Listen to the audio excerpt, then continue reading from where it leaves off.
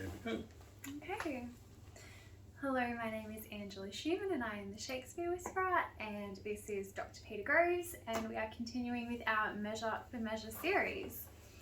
So once again, picking up right where we left off, which this time is Act 2, Scene 4. And just a reminder that if this is the first video you're watching, we encourage you to go back to the first video in the playlist and watch them through in order, because we build upon stuff that we've already talked about. We do. So, assuming you've done that, welcome back. So, we are... things are about to get steamy. That's right. In this scene. Isabella is now having her second meeting with Angelo. She really rattled him the first time, and we've seen in his private moments that he is attracted to her, and just completely it completely undoes him, because he didn't know he was capable of feeling attraction to women, and he sees it as this kind of impure, filthy, sinful thing. And so now, because he hasn't kind of integrated these feelings properly, he kind of goes from like 0 to 100. I thought I was a saint, now I must be a demon, so I'm going to act like one. And you know, we've also talked about how Angelo is so often seen as the simple kind of villain of the play, and yet he's so much more complex than that, and we see him wrestling in his heart with these things in a way that I think inspires empathy rather than judgment for him. Absolutely, yes. At least thus far. He hasn't done anything terrible yet, but you know, Shakespeare always likes to complicate things. So we have here a very complex and kind of well-rounded character already. So, That's right. So, well, in fact, he's just suggested, just to pick up where we were, he's just suggested the hypothesis that maybe it would be less sin in her to give up her body to such sweet uncleanness as she that he hath stained, rather than let him die.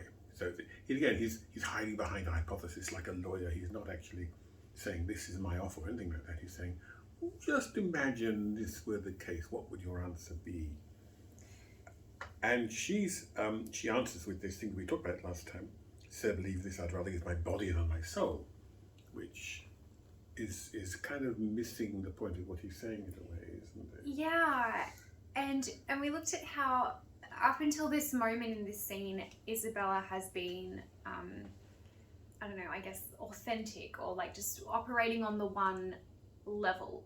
But once he poses this to her, such sweet uncleanness as she that hath been stained is clearly and unmistakably a reference to sex, to give up your body sexually. And so when she interprets it as a kind of a martyrdom, we now have this duplicity. We now have these two layers going on in her mind. At a conscious level, she thinks that they're just talking about martyrdom, but at a subconscious level, she knows that now the game is afoot, and that we're talking about something else. That's right, because the early Christian martyrs, the Roman martyrs who were female, were almost always faced with the dilemma of marry some pagan, basically sex, or death. Choose one or the other. So you know, she knows what she's talking about here. And Angelo responds, I talk not of your soul, our compelled sins tend more for number than account. And that's actually a very interesting thing. I think we touched on this last time, but... We did. Yeah, good. You're right. Good. What's interesting then, I mean, the point being, of course, just to recap slightly, that the notion of compelled sin is a nonsense, frankly. You cannot be compelled to commit a sin, otherwise sin would have no meaning. You can only choose to sin. And so, you know, if she yields to this plan, she will be consenting to it. If he were to somehow tie her down and rape her, this would not be sin on her part, but it wouldn't be compelled sin, it would be just compulsion. And what's really interesting here is her response. It's so quick. How say you? See how challenging, how alert, how on the ball she is. She smells a rat here, and she's right in his face there. How say you? It's quite a kind of an aggressive way of responding to this. Yeah, I never picked that up. Or even a few lines earlier when she says, "Sir, believe this." Like very earnest. Believe yeah, and kind of again, like, thinking that you can command somebody to believe something. Like, I don't know if you can. Well, no, you can't. No, exactly. Yeah, I think we've talked about this in regards, not in these videos, but in regards to King Lear. That's right. When he commands people to believe things. Yes, know that I have divided in three my kingdom. So it's what's called a stative verb. If you're believing or enjoying or knowing something, you're in a particular state, and therefore you can't will yourself into that state. So you can't be ordered into that state. So as I think we said before, the phrase "enjoy Coca-Cola" is ungrammatical nonsense. Can't be done. Oh, by the way, we're in Act 2, Scene 4, about line 55. Oh, yes. Did we say that? I think we did. Okay. I think we did. Okay. But anyone who's been following along, I suppose, whatever, and if they aren't following along, they've been warned. That's true. That's true. Exactly. And notice how he immediately backpedals. Now, I'm not worried that. So he's a bit frightened of her intellect. I think that's what's interesting about this. He's used to being the smartest chap in the room, basically, Angelo, and bullying other people. And now, I'm not saying she's bullying him, but he can't bully her, certainly. Yeah, and last time she completely bested him. Yes, totally. She walked away the victor. So. Totally, yes. Yeah. That's right. So, hey, he rather anxiously withdraws in that position because it's a dangerous position. I'm not worried that, but I can speak against the thing I say. In other words, I have the freedom to propound these hypotheses as a barrister and so on, making a legal point, and also as the chief law officer of the land at the moment. But he carries on this vein of hypotheticals. He says, answer to this, meaning this hypothetical scenario. I, now the voice of the recorded law, pronounce a sentence on your brother's life. Now, he's not saying that he is doing that. He's saying that he is going to hypothesize that he is doing that. I know it's... Because after all, if he does that exactly, then the game is over. There's nowhere to move. It's all over Red Rover, and he's not going to get the prize he wants, which of course is her compliance. So, he says, I pronounce a sentence. Might there be not a charity in sin to save this brother's life? In other words, hypothetically, surely you're technically sinning to save your brother's life, because I acknowledge it is a sin. To fornicate. To fornicate, yes. Might not it be somehow a charitable move nonetheless? I mean, and again, that's kind of theological nonsense too, but it's a sort of, it could be a compelling argument, I suppose, if you don't examine it too closely. Well, I feel like as well, like, I don't know about back then, but I feel like now, like, any church or law would acknowledge it as a kind of rape, even if she's not held down. The fact she's like, oh, you want me to not kill this person? Yes. This, like, innocent person, you need to sleep with me. I feel like common sense would say yes. It's still no sin at all. So he's weirdly kind of correct. Like, it wouldn't be a sin on her part. The sin would be all on his part. Well, the intention is all on his part. But insofar as she consents even to a good end, she's still technically sinning. It's a nice, delicate point. I don't know if she would be technically. Is there a quote from Aquinas or something that's saying like, if your conscience tells you to fornicate, you should fornicate? I could be way off here, but the point is, I shall need chapter and verse on that. Yeah, I know, right? But the point is, depending on the circumstance, just like it can be okay to kill if it's like self-defense or something. Yes. It's just like sex in and of itself is not a sin. Oh no. It depends on circumstance. I feel like this would be one of those circumstances where charity might be more important than purity in this sense, and so she was like, okay, I'll do it. Right. I feel like. Well, look, this is very interesting, and this is exactly the kind of fascinating question this play raises.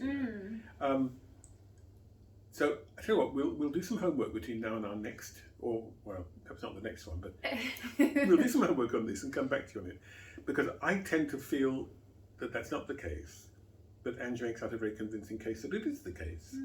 And so, and of course, very often, in terms of Catholic doctrine, there's a lot of argument about what's called case law and casuistry, which is the application of more general principles to specific circumstances and individuals. We talked about this, I think, earlier on, with the difference between Angelo's idea of law. Law is a beautiful, abstract machine for slicing people's heads off, basically. And Aeschylus's idea of law, that it's a complex, difficult, exploratory, tedious process that may yield no results at all after whole evenings asking questions. So that's actually very interesting. We'll come back to this point. Yeah, okay, we will. Yeah. At any rate, so we can see it's a convincing argument, or it could be a convincing argument. But Isabella isn't going to bite on this. Please you to do it, she says. I mean, after all, you're the person who are capable of this charity of not chopping his head off. Please you to do it. I'll take it as peril to my soul. It's all with charity. So at this point, obviously the sin that Angelo is referring to is fornication. Might there not be charity in sin to save this brother's life? But when she's like, yep, do it, it'll be on my head, is she thinking of a different sin, or is she thinking that he means that the letting Claudius off the hook would be a kind of sin? Yeah, that's what he means, because she doesn't yet know, or she doesn't yet consciously know what he's after. I mean, not consciously. Okay, because subconsciously the sweet subconsciously scene gave it away. Yeah, subconsciously, but consciously she doesn't. Sure. And, after all, to be fair, she is a novice nun. She's been fairly cloistered from all this. This is basically the head of state talking to her. He's renowned for his purity, his puritanical. I know. Purity. This isn't it's not the 1990s with Bill Clinton and the intern. He has no. It wouldn't occur to her that he was. It might not occur to her that anybody actually wanted to do this to her consciously. Absolutely, yes, you're absolutely right there. And so she doesn't understand him at this point. And in fact, there's a lot of cross purposes here. So please you to do it. That is, let him off the hook, sinfully let him off the hook because he did fornicate. I'll take it as peril to my soul, so I'll take the sin on me, which. Again, it's theologically rather odd. I'm not sure you can quite do that. No. It's like a library card. It's not. It's not transferable unless you force someone to do something. Yes, that's right. In which case they're not responsible. It is no sin at all, but charity. And we must stress that charity and sin are utterly opposed. They're the two opposite coins, if you like. So that sin, the nature of sin is always to drive out charity. And the nature of charity is to drive out sin. So you can't have something that is simultaneously sin and charity. It just doesn't make any sense. It's nonsense. Like oil and water. And Angelo says, pleased you to do it. And to do it, again, has this, it's now sort of acquired this. Do it. To do it, and do had that meaning, there's a famous line from Macbeth? No, Timon of Athens. No, Titus Andronicus, where where one of the characters says to the villain heir in the war, "Villain, you have undone my mother," and he says, "Villain, I've done your mother." Oh. So that meaning was available, should we say, lurking in the background. Please you to do it at peril of your soul where equal poise of sin and charity, which again is a nonsensical idea. Equal poise of sin and charity. It's like matter and antimatter. It doesn't work that way. It's not possible, at least in my understanding. But again, he's plausible. He's got to be plausible because she's very intelligent and she's theologically well informed and so on. And he's trying to convince her to do something that is basically. It's interesting as well how he kind of acts as though they cancel each other out. Like the action would then become morally neutral. Like you might not get extra brownie points and become a saint, but you also wouldn't have sin. They just would. And isn't that beautifully illustrating the fact that he thinks like a lawyer. Yeah. So this is purely as his plus and minus, negative, positive. He's not thinking of, charity as something wonderful. State and, of the heart. Exactly. And sin as something vile and loathsome and abominable, but as two sides of a ledger. Bill gives Ted 5 shillings, but then Ted gives Jane 5 shillings. So maybe if Jane gives Bill 5 shillings, that kind of thing. Yeah. Which is, Yeah. it's exactly how a lawyer would think. I love the way Shakespeare inhabits the minds of people in particular sort of profession or mindset. And we stereotype, not all lawyers. No, there are lots of lawyers. I know lawyers, the lawyers. But if you were to stereotype a lawyerly way of thinking, it would tend to reduce everything to fungibles, things that can be exchanged one for another, like cash for potatoes or whatever, or potatoes for cash, I suppose. Well, yes. Yeah. Depends if you're selling potatoes or buying potatoes. So, their failure to understand each other is beautifully telling in a way. They're kind of inhabiting different mental and indeed spiritual worlds, and so they're not connecting. It's not that he comes to think that she is being evasive, deliberately evasive. It's not true, I don't think. Well. It's all about that word deliberately. Sorry, true. You're right. All about that. Yeah, that's exactly right. Because of course, yes, it's a very complex interaction here taking place on more than one level, no question whatever. So she says, if I do beg his life, if it be sin, so she's still on the same idea, the same misunderstanding, heaven let me bear it, you granting of my suit, if that be sin, I'll make it my morn prayer to have it added to the faults of mine and nothing of your answer. Which, as I said, that's probably theologically a bit dodgy. Yeah. Yeah. It's interesting because they're both kind of arguing for the same thing. Like, do what I want and I'll take all the moral responsibility for it. That's true. Which doesn't work either way. No, that's right. Exactly. Yeah, they're both kind of saying the same thing. Yes, that's a good point. That's a nice point. I like that. Hey, but hear me. And this is where he gets a bit exasperated.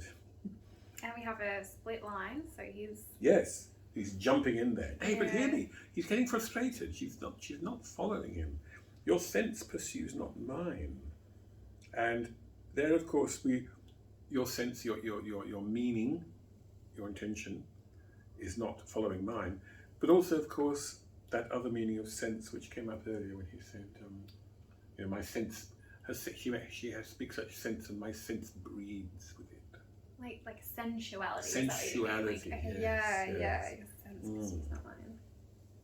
Either you're ignorant or seem so crafty. And that's not good. And it's a bit Richie coming from Angelo. Yeah, don't try to be manipulative. That's right. It's like games. So either you're ignorant, you just don't know what I'm talking about, or you're just pretending. And of course, in a sense, both of those propositions are true in different ways and on different levels of... that's not good. Yeah. I love that. So funny. Does he mean craftily here? Are you ignorant or seem so in a crafty manner? Oh yeah, yes. Okay. Crafty is a word that did have then its modern meaning. It could have other meanings too. It could be quite innocent. It could mean simply skillfully. So you might say, that's a crafty table you made for me the other day. Sure. But it certainly also has that... untrustworthy. Yeah, sneaky, subterfuge. Yeah. Oh yeah. And I'll let you talk about this one. Okay, so these are two of my favourite lines in this play, which is my favourite play. So Isabella's response to this is, "Let me be ignorant, and in nothing good, but graciously to know I am no better." And here it has a double meaning which beautifully illustrates the psychological split. So on one level, on the surface level, what she's saying is, allow me to be ignorant. So let's say that I'm ignorant. Let's pretend, for argument's sake, that I am ignorant. Which is, of course, incidentally, if I might just point out, it's a bit the way mathematicians say something like, let A, B be a line, and let B, C bisect A, B, or whatever. So it's a kind of almost a logical use of the term let in that sense. Yeah, so let me be ignorant and in nothing good. So, like, you know what, let me not only be ignorant, let me just be good at nothing except to know that I am no better. So, except to have the self-knowledge and the humility to know. The grace given graciously. self-knowledge. Yeah, exactly. Because it's only grace that gives you the knowledge to understand your ignorance. Yes. Otherwise, your ignorance stands in the way. Yeah, so it's this kind of over the top saintly claim of like, very well, I'm ignorant and I'm terrible in every single way except for the one little redeeming feature of knowing myself to be so. So like this huge kind of humility. Yes. And okay, so she's addressing him on the one level and being like, okay, I don't know what's going on. But on another level, it also means let me be ignorant, like keep me in my ignorance. I choose ignorance. And of course, I mean, I've had a couple of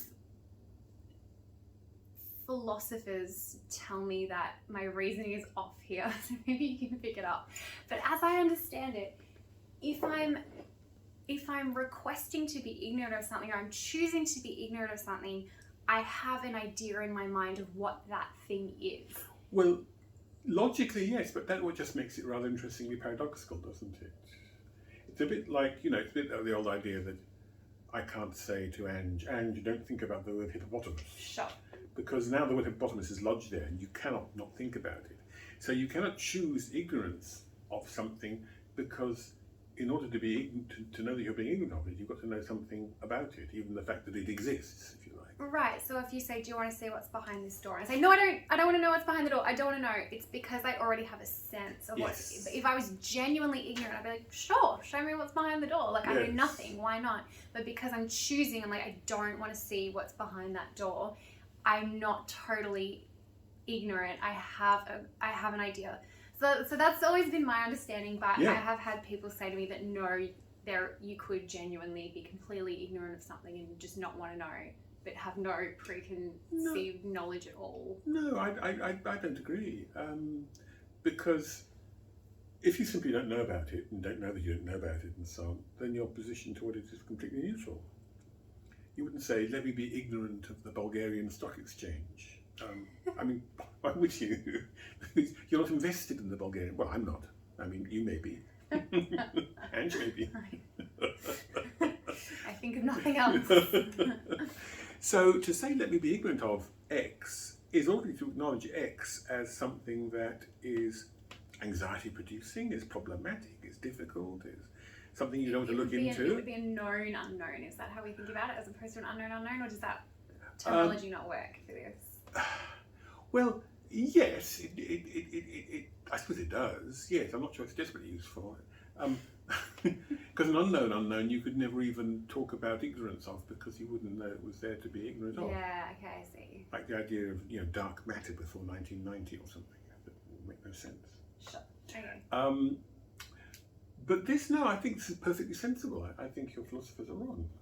Okay, well, I felt like I hit like the limits of my comprehension when I was talking to them about it, and because two different guys said it to me, I respect them both. I was like, okay, I'm gonna have to take your word that there's something I'm missing here that I don't quite understand, but maybe you can. Well, I think what they're arguing about is like the abstract concept, and maybe they're right about that.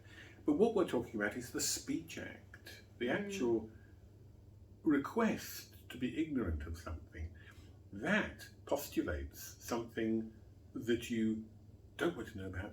Why? Well, because a number of reasons. Because you're afraid to see it, because it horrifies you, because you've got some idea that it's horrible, or even perhaps you're about to commit a crime and you don't want to know that the victim actually has a family. Say, let me be ignorant of that. I want to shoot this person and not have my conscience bothered by the fact that something like that. Yeah, no, you're exactly right. Like, but it must be something your there. boyfriend comes home with lipstick on his shirt, and you're like, let me be ignorant. Like, exactly. you subconsciously you have a pretty good idea of what it is that you're choosing to be ignorant of, and that's exactly right. That's the point that That's right. we see here. Let me be ignorant, hun. If you're saying that, you're not actually ignorant, and you're practicing a kind of a self-deception and a cognitive dissonance. Yeah, a double think and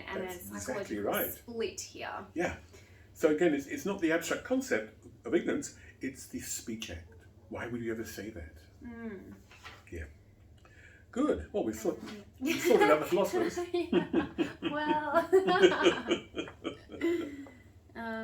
how are we going with the time? Oh, how are we doing? 25. Should we pause at this point? Okay. Very good.